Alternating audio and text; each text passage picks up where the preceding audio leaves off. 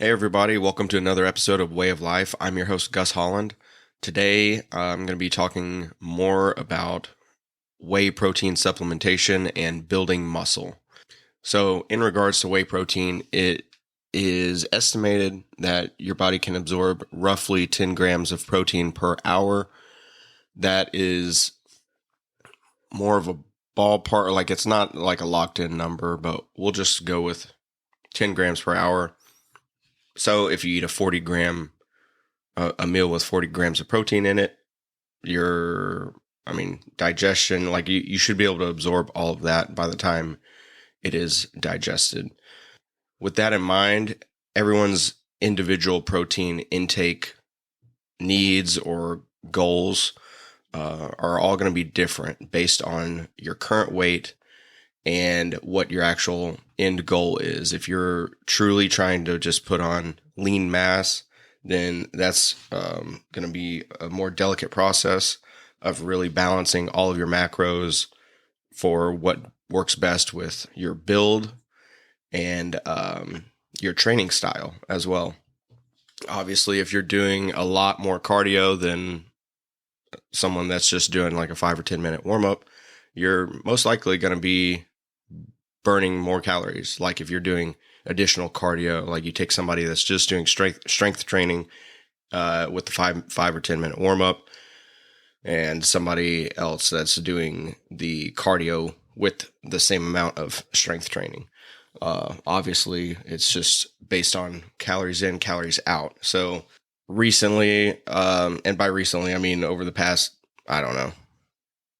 20 years, diets have been being pushed more and more. So they're like, oh, don't do this, do that. Don't eat this, eat this. It's kind of all, obviously, if you have a true like allergy or some sort of sensitivity, or you're lactose intolerant, obviously you need to structure your eating around that. But overall, as far as in my opinion goes, at least what works best for me is just a well-balanced diet that goes hand in hand with my training at the time. So your diet should change based on like when your goals change, when your training changes, so all that stuff kind of goes hand in hand. If you're kind of going through bulking and cutting phases and all that, obviously your diet's going to change and your workout, so that's kind of why people overcomplicate it, because it changes for everyone and everyone's different. So, but with that in mind, if you're trying to gain muscle, you're going to need to consume more calories than what you're burning off or using. And you're going to need to consume more protein than what you're burning off and using. So keep that super simple and basic and play around with everything else, because you got to find what works for you. In regards to diet, limiting or restricting your dietary protein sources or energy sources in general will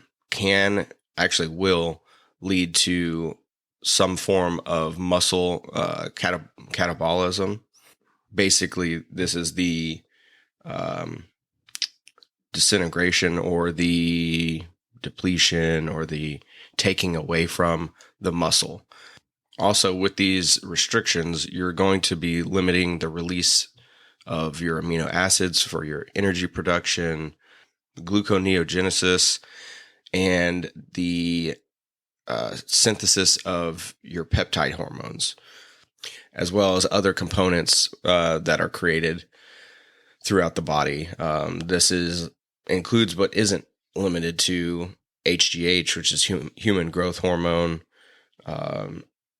ADH, which is your antidiuretic hormone, T3 and T4. So that's why it's important to get a good amount of protein in your body, especially when you are trying to either gain weight in general or build muscle. As far as amino acids go, There are a lot of amino acids. Normally, when people are saying that they take an amino acid supplement, they're normally talking about branched chain amino acids or essential amino acids, EAAs. Those are a great supplement because a lot of people discount them, and you can, but in modern society or culture, a lot of our food is poor quality, or especially if you're like a working adult, you might not be eating the perfect high quality diet with the perfect amount of macros and blah blah blah.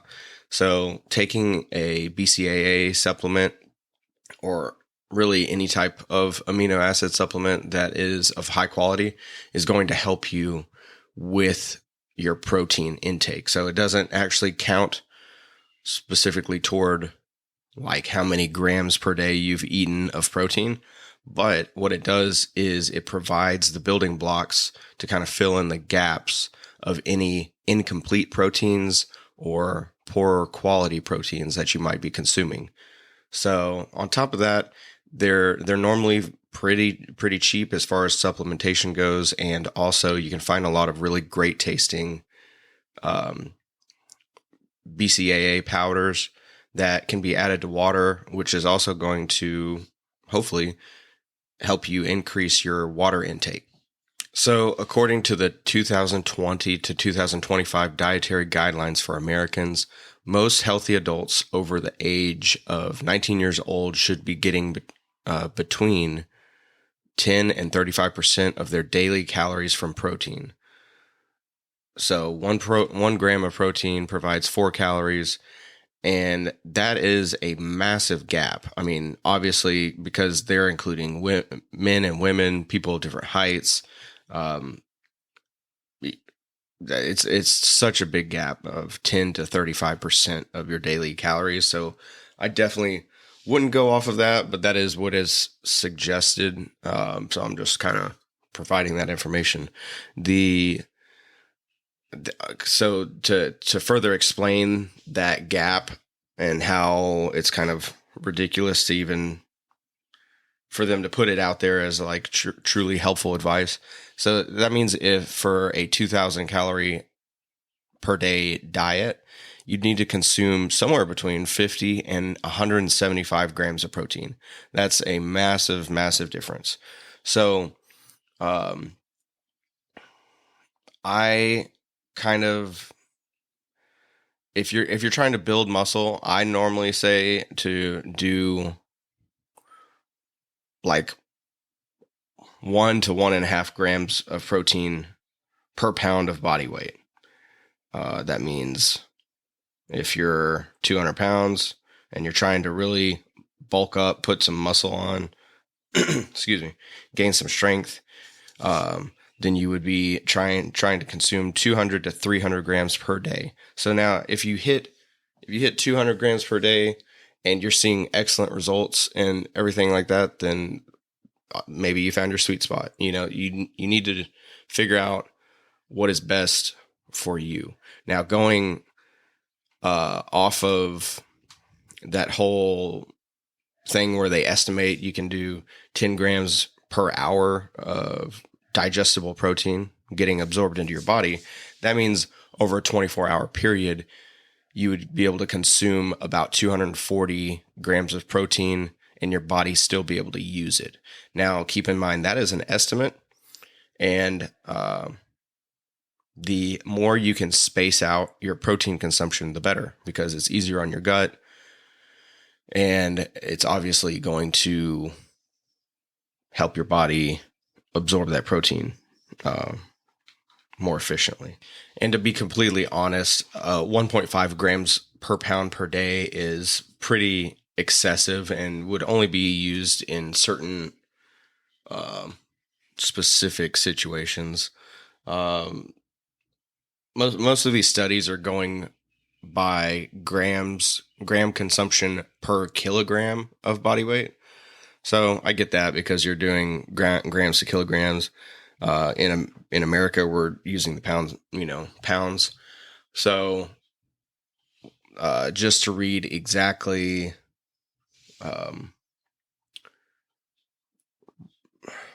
what the studies are saying. So their current recommended daily allowance, RDA, is 0.8 grams of protein per kilogram of body weight per day. That is primarily for muscle maintenance, to maintain how much muscle you have and have like a healthy diet. So they're suggesting that is what's required to maintain a perfect nitrogen balance and to prevent muscle loss within your body. So recent studies have come out where they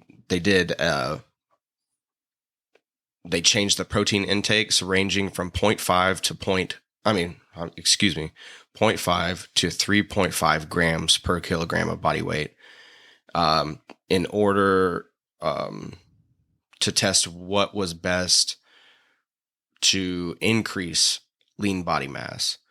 They were saying that most of the participants plateaued at 1.5 to 1.6 grams per kilogram of body weight per day. In that case, you would still be on the higher end of everything as far as protein intake goes. So overall, over recent studies, 80% of studies have reported that participants that are consuming a minimum of 1.2 grams of protein per kilogram of body weight per day, which is still much higher, 50% higher than the current recommended daily allowance, saw a significant increase in their lean muscle body mass.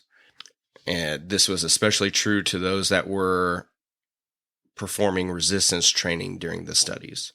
So obviously, just to sum it up, higher protein, higher weights, higher gains.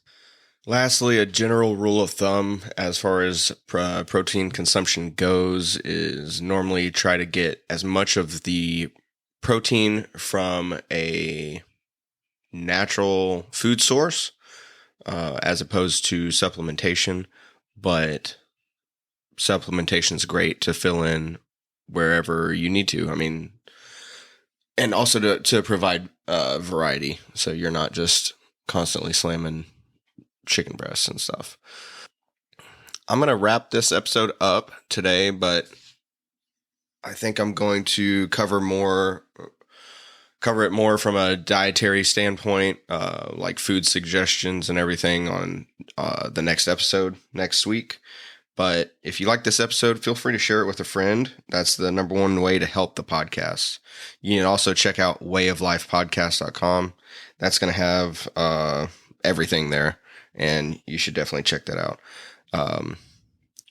But thank y'all again for hanging out and listening. And y'all have a great week. All right. Bye.